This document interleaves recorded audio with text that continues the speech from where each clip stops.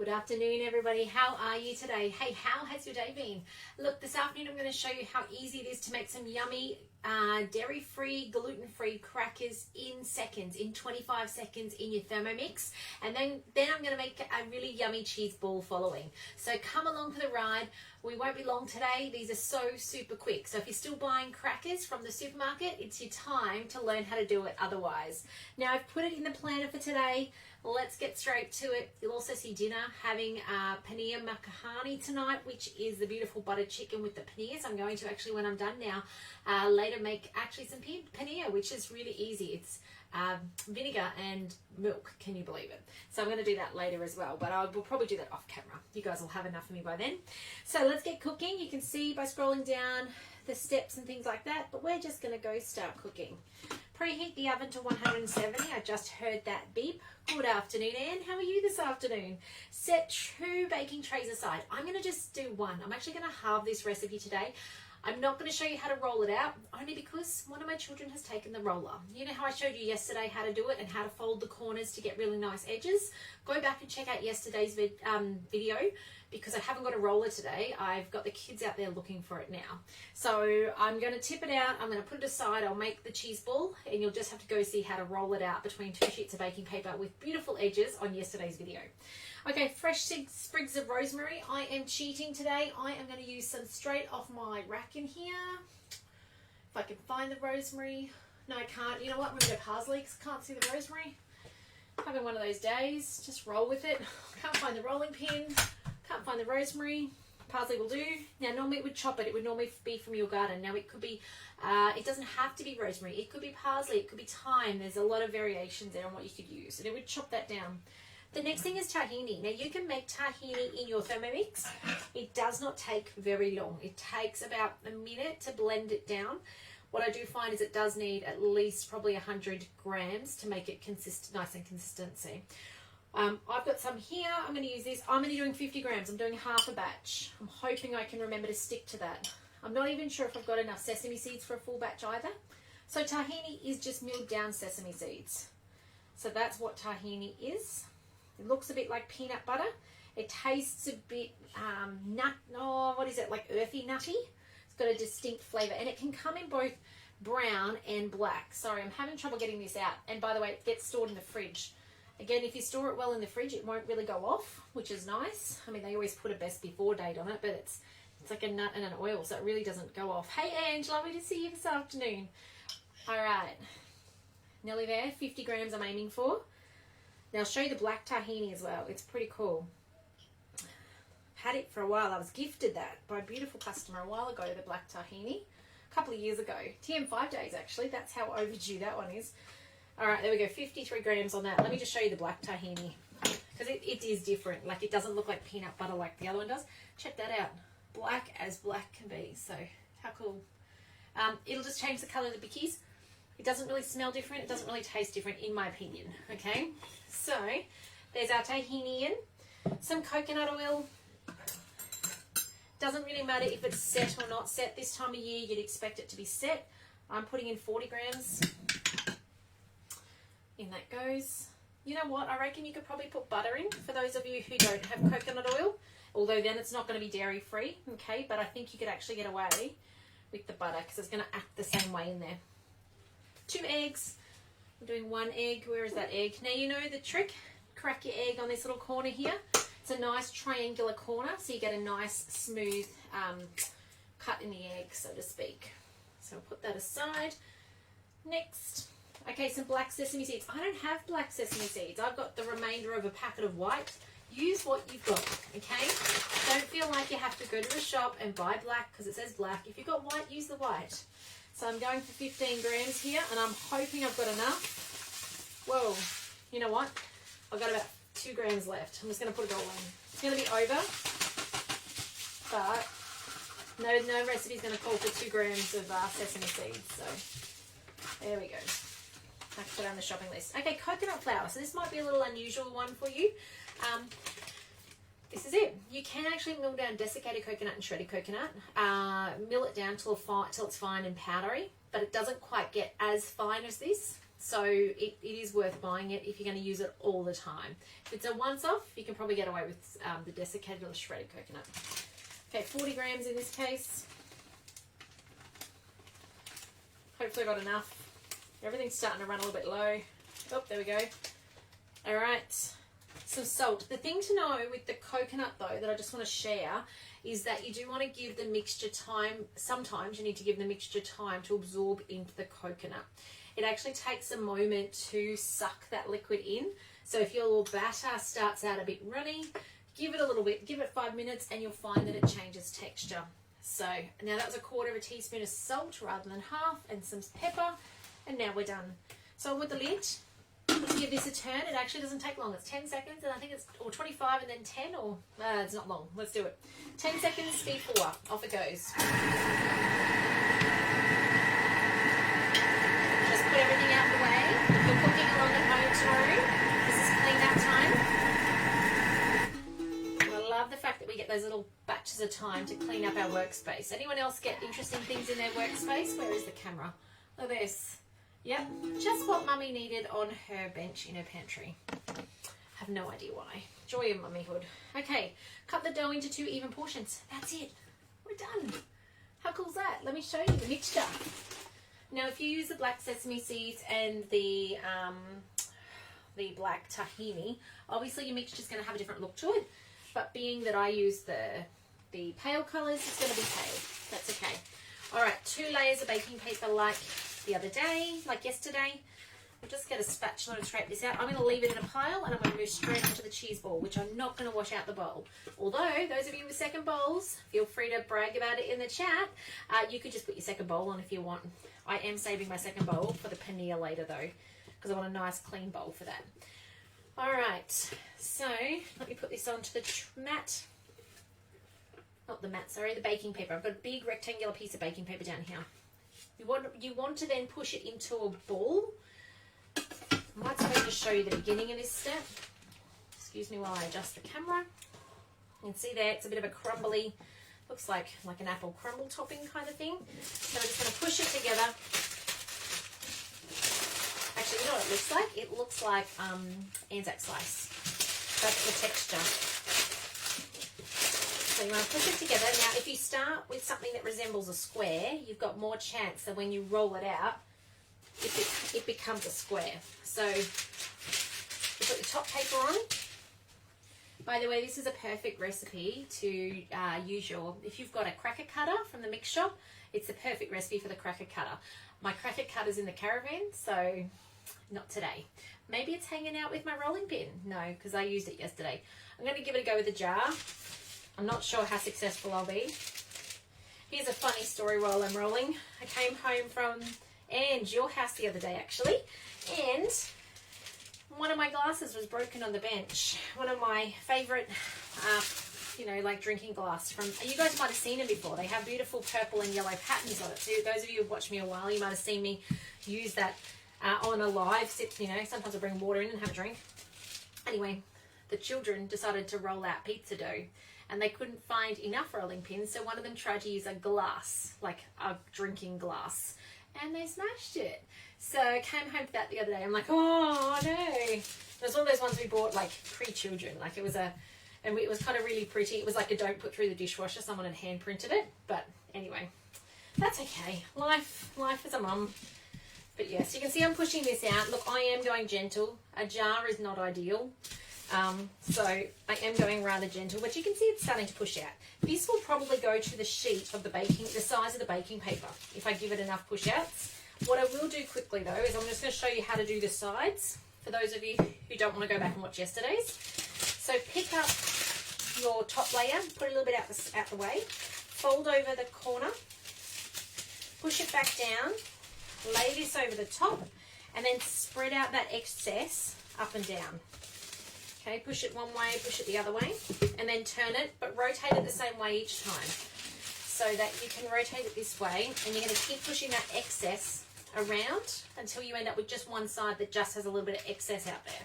So, you can see this side's really messy, and I love this because it makes it nice and even around. You end up with some nice square corners on it. I don't need to put the top on this bit because I can just do this. See how you're getting nice edges on it? Just did drag it a little bit. I need my silicone spatula. The jar just isn't doing it for me. All right. My silicone rolling pin, sorry, not spatula. So just pushing it around. And then last bit, I think I do need the top one. I don't know if you guys can see, but this end's actually pushing apart a bit. So I think you do need to put the second layer on top. So the end that will end up a little bit raggedy is your fourth side that you do. So just push this out this way. You see I'm stretching it out. It's got nice square bottom and sides. The top is the messy bit, which I just fold over. Oh no. Try not to pull it apart as you fold it over, like I did. And then this is where you end up with one or two corners that are not quite square, okay? Because you've got this excess now. That's it. I did pull some apart there though, but that's how you get nice square edges on your crackers. All right, leave that there. Let's come over, and it tells you, by the way, how to do that. Place it between baking paper. It tells you what to do. It does tell you to score the top before you cook it. So I might send a child down to grab me a cracker cutter when I'm off camera so I can roll that across, and I'll get nice little triangles for the picture later. So it says to do 2 trays worth, and then you sprinkle it with some salt and cook it for 12 to 15 minutes. Do remember to use the salt. It doesn't taste right if you don't. But my other suggestion is, before you put it in the oven, take your top sheet off, sprinkle it with salt, and then put your top sheet back on and give it a really light rollover, because it'll push that salt into the dough so that it doesn't cook off. Okay, otherwise it falls off at the end. Cool completely, and then break it apart, and then eat it and enjoy. So let's move on. So now we're going on to this is going to be yummy. Now this is from the US. It's in ounces, so I love that I can show you guys how to do this a little differently. Cranberry and pecan cheese ball. Now I don't have cranberries, I don't have pecans, I got walnuts and sultanas. So we're going to go with what I've got.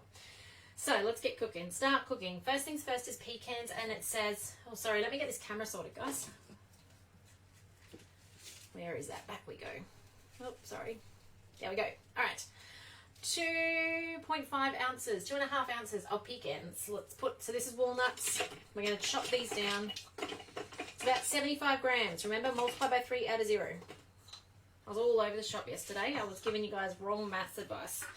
So I'm going to put the lid on. It's got 2 seconds, speed 6. I'm just going to put these, actually I might try and just put them on the bench. Just going to put them back, but I won't. All right, let's spin it. 6, 2 seconds. We need to now put these aside. Transfer to a bowl and set aside. Wait for those arms. Okay, so it's just giving it a nice dice, because it becomes, where's that camera? There it is. It becomes the layers. The outer layer, sorry. The outside crusty layer on the cheese ball, which is supposed to refrigerate for a while. I'm going to put mine in the freezer because, yeah, that's how we go here. All right, transfer to a bowl and set aside. Next, some cheese. I'm not going to worry about cleaning that out. It may colour the inside, but it really won't matter.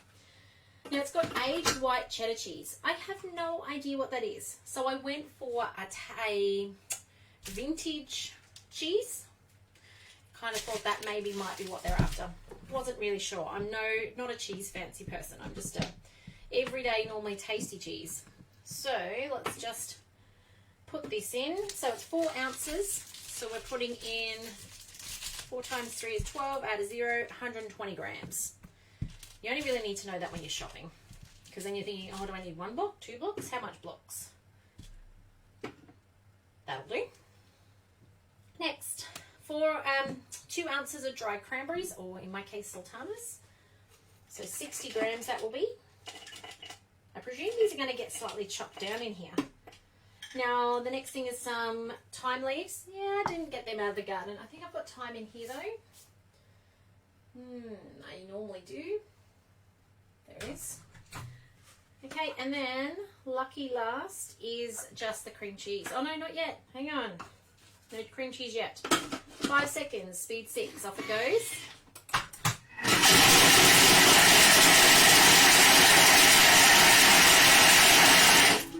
There it goes. There are all sorts of treasures in my workspace today. Just found a ping pong wall.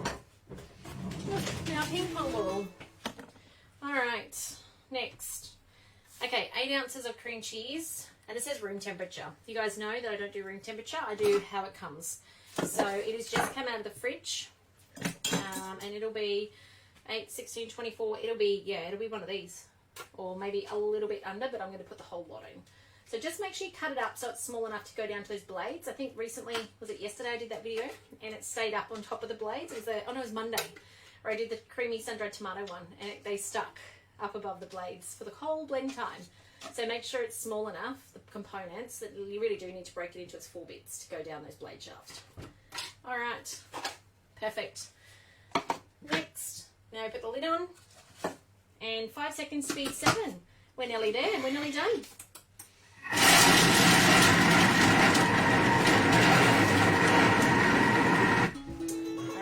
While that's unlocking, this is yesterday's bickies. Remember how I did the 7-seed crackers yesterday? Amazing, absolutely amazing. They are beautiful. The kids have been having with peanut butter. They've had them with the guacamole. Guacamole was phenomenal. We had that lunch again today. Just beautiful. Oh my goodness. And it was really interesting because we didn't have the amount of avocado, so it was very, I guess, tomato heavy, but it had a really nice bite to it. So I would say give that recipe a go, even if you've only got, what do we have, 1/3 of the avocado in it. Some of you guys would have seen the pictures, but amazing. These are beautiful. If you haven't tried the 7-seed crackers, give them a go. By the way, though, just on that note, I did cook them a little bit less time. 75 minutes, they were starting to smell like they were overcooked. So I pulled them out a bit early. So just a little note on that one. All right, let's see what it says. Transfer the mix to the center of a piece of cling wrap. Gather up the sides, shape into a ball, and chill for 20 minutes. I'm not going to do that. I'm going to get a little bit messy with it today. Oh, actually, it's not done yet. Because my cheese was not completely soft, it's got a few chunks. Let me just show you. See at the top? Keeping it real in the kitchen. There it is, that chunk. I'm going to get that chunk down to those blades. So I'm going to hit the back arrow. Love the Thermomix, and it tells you what to do. Just hit that back arrow. Push that down between the blades so it doesn't get missed out on being chopped this time. Let's do it again. It does say until fully combined, so it does tell you that.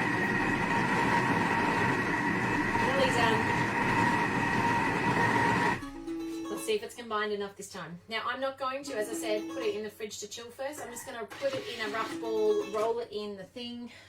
Yeah, it's pretty much done. I might do one more go. I might freestyle it up to speed 5. Give it a couple seconds. That's better. It just needed a little second longer. So, here is our nut mix. Now you can make one big one, or you can make some little ones. It's completely up to you. You can even make shaped ones. So if you want to be a bit fancy, you can actually put some Glad wrap in something that's got a bit of a shape to it, like it could be even back in your cream cheese container, or it might be something like a butter bell or something like that.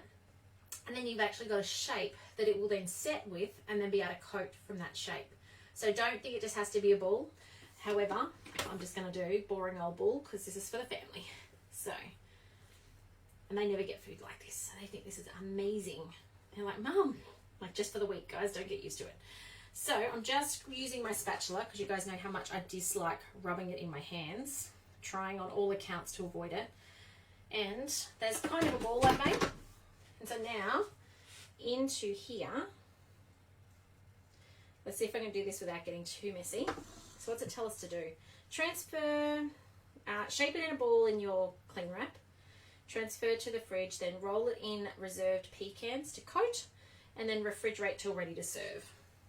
My kids will be eating this as soon as those biscuits are out the oven, or they'll use the old biscuits. So I'm just putting a little bit of the coating on top, trying not to drop too much around the place. I'm shaping it as I go. It's not too messy. I love it.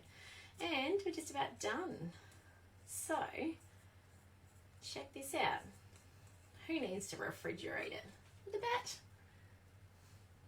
How good's that?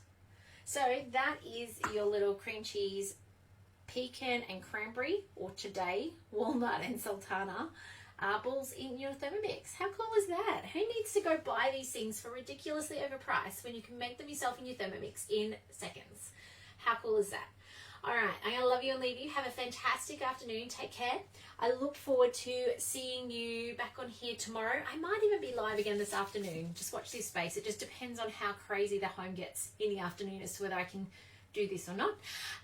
But otherwise, if I can help you or any of your friends and family with a Thermomix, please don't ever hesitate to reach out.